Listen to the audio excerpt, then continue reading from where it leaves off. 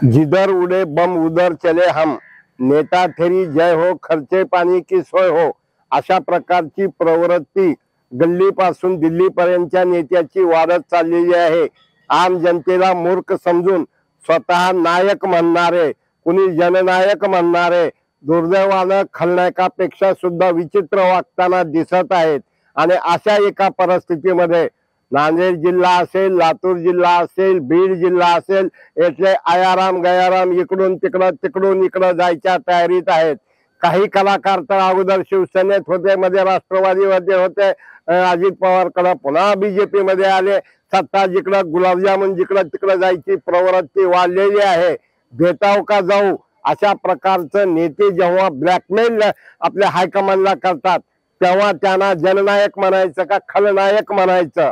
जेव्हा लोक महासत्तेला पराभूत करतात, असे दोन उदाहरण आहेत। लातूर मध्ये विलासराव देशमुख काला शिवाजी कव्हेकरच्या माध्यमातून पराभूत केला होता। नांदेड मध्ये आपल्या अशोकराव चव्हाण यांना प्रतापराव पाटील कव्हेकर चिखलीकरांच्या माध्यमातून निवडून दिला होता। सध्या अनेक नेते हे पुन्हा एकदा तुतारी वाजवायला निघालेले आहे। खरं म्हणजे ह्यांची हवा ह्यांची कुणीकडून निघून आल्या ह्यांनाच कळणार। काही ठिकाणी तर पोरग बी इच्छुक, पोरगी बी इच्छुक, भाऊ बी इच्छुक, बहीण बी इच्छुक, मेवना बी इच्छुक, आणि जनतेला काय ह्यांचं धुणं धुवायचं का?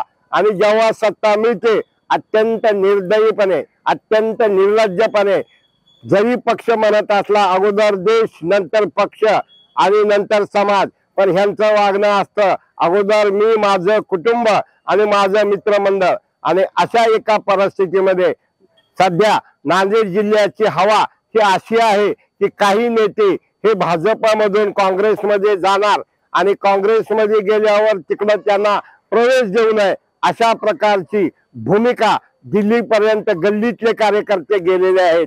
तीच अवस्था लातूर जिल्ह्यातील काही नेते तुतारी वाजवणार म्हणून चर्चेत आहेत। काही नेते लॉटरीनं निवडून आले, आमदार झाले, पण त्यांचं पोट तेवढ्यावर भरणं, लोकांचा विचार करायचा नाही। शाळा काढा, कॉलेज काढा, बँका काढा, आश्रमशाळा काढा, दारू दुकानं काढा, बदल्या करा आणि गबाळ हाणा, अशा प्रकारची प्रवृत्ती वाढत असताना त्यांना जननायक म्हणायचं का खलनायक म्हणायचं, हाही एक प्रश्न निर्माण झालेला असून येणाऱ्या विधानसभेपर्यंत एकीकडे जरांगे फॅक्टर कसा काम करतो, ओबीसी कसं काम करतं, वंजारा समाज कसा काम करतो, त्याचबरोबर प्रकाश आंबेडकर काय भूमिका घेतात, आणि सध्या वारं उदयावर राहुल गांधीचं, शरद पवारचं चालू झालंय म्हणून तिकडे जायचा अनेकाचा प्रयत्न सुरू आहे।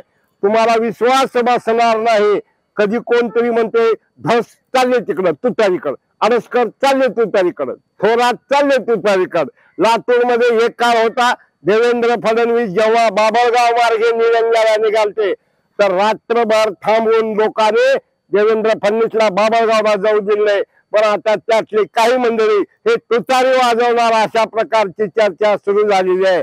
तर लातूरात तर कायम बाशिंग बांधून, अगोदर एक जण होते आता तिघ बाशिंग बांधून तयार आहेत।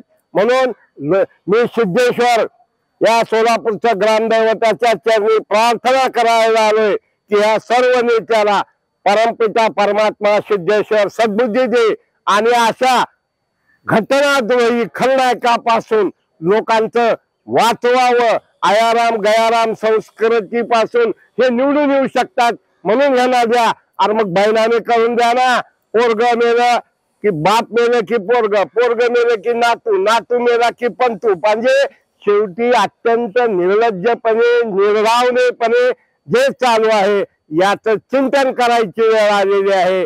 कोण नायक, कोण खलनायक आणि कोण जननायक हा विचार करायची वेळ आलेली आहे। कोण काय प्रताप करणार आणि कोण कुणाला चिखलात घालणार आणि चिखलातून कमळ काढणार हे मात्र न उलगडणारा कोडा असून जनता हे भ्रमात आहे, नेते संभ्रमात आहे। आणि अशा एका परिस्थितीमध्ये जननायक, नायक आणि खलनायक यापासून लोकशाही वाचणं गरजेचं आहे। मित्र हो, मराठवाडा नेता सबस्क्राईब करा, शेअर करा, लाईक करा। धन्यवाद।